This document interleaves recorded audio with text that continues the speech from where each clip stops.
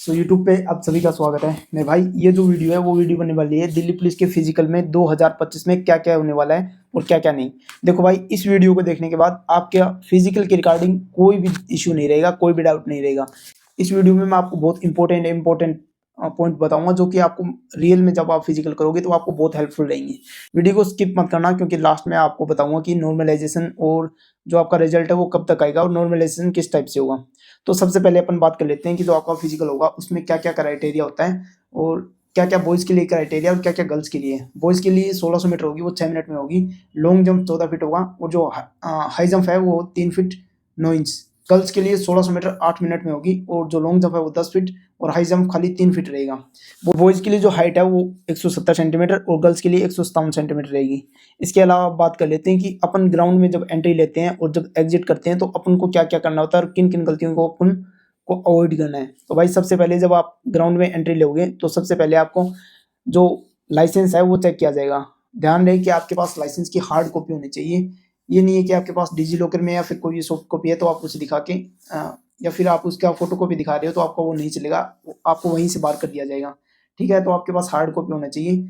और एक सबसे ज़्यादा डाउट ये आ रहा था कि आप दिल्ली के रहने वाले हो या फिर किसी अदर स्टेट के रहने वाले हो और दूसरे स्टेट का आपके पास लाइसेंस है तो वो चलेगा या नहीं चलेगा। दूसरे स्टेट का लाइसेंस चलेगा, पर वो किसी भी टाइप से फर्जी नहीं होना चाहिए। ठीक है, अब बात कर लेते हैं जब आपका लाइसेंस चेक कर लिया जाएगा उसके आगे क्या प्रोसेस होती है। उसके आगे आपको चेस्ट नंबर दिया जाएगा, चेस्ट नंबर अलॉट होंगे, उसके अंदर एक चिप होगी और मैं आपको बताऊंगा किस तरह से वो चिप वर्क करेगी लास्ट में जब आपकी रनिंग करते हो।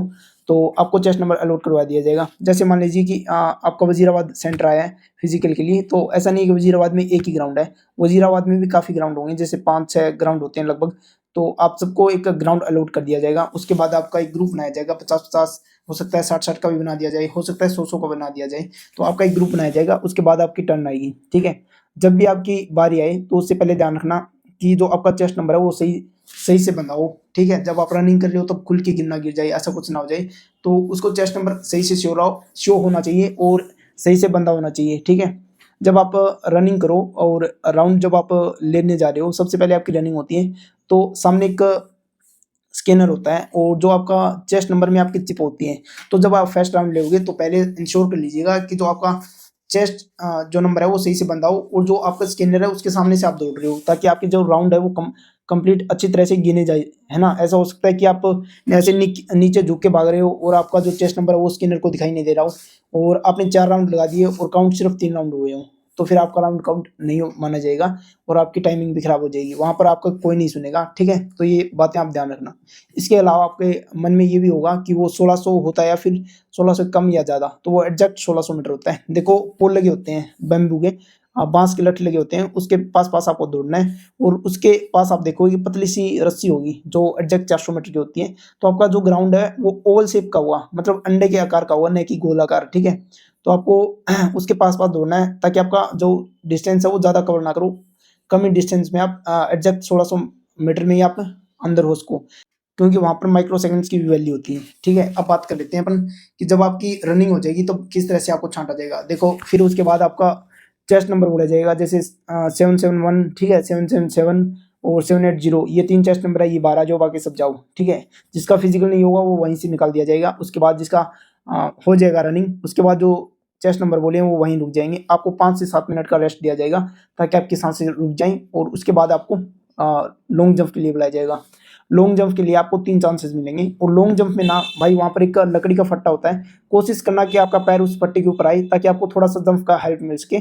उस फट्टे के ऊपर अगर आप पैर रख के कूदोगे तो आपको ईजिली आप 14 फीट कूद जाओगे। ठीक है, उसके बाद होता है आपका हाई जंप। हाई जंप के लिए भी 3 चांसेस मिलते हैं और हाई जंप की अच्छे से प्रैक्टिस कर लेना, साइड से प्रैक्टिस करना बेटर रहेगा। ठीक है, अगर आप साइड से नहीं कूद पा रहे हो तो कोशिश करना कि पहले थोड़ा नीचे से कूदो, लगभग ये लगा के चलो 2-2.5 फीट से कोशिश करना साइड से कूदने की, फिर 3 फीट से, फिर आप सीख जाओगे और वो बहुत आसान होता है। ठीक है, उसके बाद आपकी होगी हाइट की मेजरमेंट और चेस्ट की मेजरमेंट।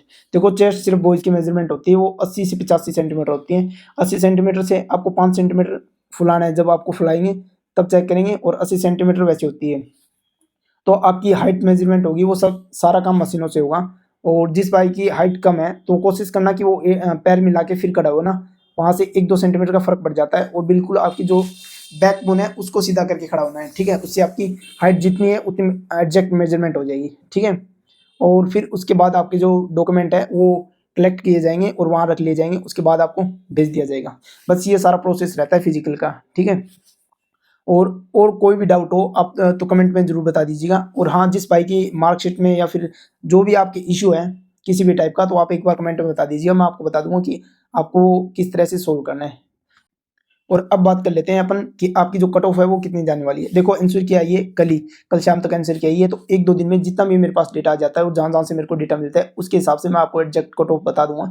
लगभग उसके आसपास जो है उतनी ही कट ऑफ जाएगी। और देखो भाई, ये है कि जो कुछ फेक स्कोर फैले हुए हैं उनके ऊपर ज़्यादा वो विश्वास मत करो कि हाँ यार इतनी ज़्यादा कट ऑफ जाएगी, इतना ऐसा कुछ नहीं होने वाला। हर बार ऐसा होता है, और हो सकता है हमारी वैकेंसी में ऐसा कुछ भी नहीं हुआ, पर उससे पहले भी काफ़ी ऐसा हुआ है। तो ये ज़्यादा से ज़्यादा ये मान के चलो 500 से 700 ऐसे बच्चे होंगे, इससे ज़्यादा बच्चे नहीं होंगे। और फिजिकल उनका भी इतना ही हार्ड हुआ। तो अभी बस आपको अपने फिजिकल के ऊपर ध्यान देना है, ठीक है। देखो अब बात कर लेते हैं अपन नॉर्मलाइजेशन की। नॉर्मलाइजेशन इस बार शिफ्ट वाइज होगा। पहले क्या होता था कि पूरे एग्जाम का नॉर्मलाइजेशन होता था, अब शिफ्ट वाइज होगा। शिफ्ट वाइज इक्वलाइजेशन होगा, ठीक है, जिसके आपके पूरे शिफ्ट का एवरेज स्कोर देखा जाएगा और फिर आपके जो मार्क्स बढ़ने या नहीं बढ़ने वो डिपेंड करेगा, ठीक है। और जो आपका रिजल्ट है वो बहुत जल्द जारी कर लिया जाएगा, क्योंकि आपको पता है एनसीक्यू इतना जल्दी आ गई, तो रिजल्ट भी बहुत जल्दी आने वाला है। और जो आपका फिजिकल है वो भी जल्दी कंडक्ट करवा लिया जाएगा। ये मान के चलो कि मार्च के फर्स्ट वीक में आपके फिजिकल स्टार्ट हो जाएंगे, ठीक है। तो आप अपनी तैयारी करो और बाकी सभी कमेंट में जरूर बताएंगे कि अभी आपकी 1600 मीटर की टाइमिंग कितनी आ रही है। वीडियो को अच्छी लगी हो तो लाइक जरूर करिएगा। अगर आप इस चैनल पे नए हो तो इसको सब्सक्राइब कर लीजिएगा। मैं आपको दिल्ली पुलिस के रिगार्डिंग सारी इन्फॉर्मेशन देता रहूँगा और कंप्लीट गाइड करूँगा, जो बिगिनर है उनको लिए भी और जिनका भी एग्जाम हो चुका है उनकी भी बहुत हेल्पफुल बातें बताऊँगा जो आपको काम आएगी लास्ट सिलेक्शन तक। धन्यवाद।